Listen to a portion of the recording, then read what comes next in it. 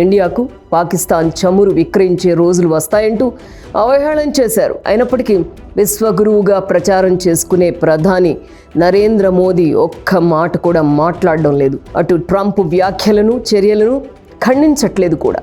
దీనిపై సర్వత్రా విమర్శలు వ్యక్తమవుతున్నాయి.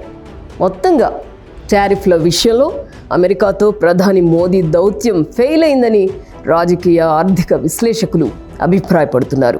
ఈ ఏడాది ఫిబ్రవరి 13న అమెరికాలో పర్యటించిన ప్రధాని మోదీ భారత్పై అమెరికా టారిఫ్ అంశాన్ని ట్రంప్ ప్రస్తావించడానికి ప్రయత్నించారు. అయితే మోదీని వారించిన ట్రంప్ టారిఫ్ల విషయంలో ఎవ్వరికీ మినహాయింపు లేదని తెగేసి చెప్పారు. అమెరికా దిగుమతులపై భారత్ అత్యధిక సుంకాలు వేస్తుందని, తాము కూడా అలాగే వ్యవహరిస్తామని తేల్చి చెప్పారు. దీంతో మోదీ మరేమీ మాట్లాడలేదని అక్కడి మీడియాలో వార్తలు వచ్చాయి.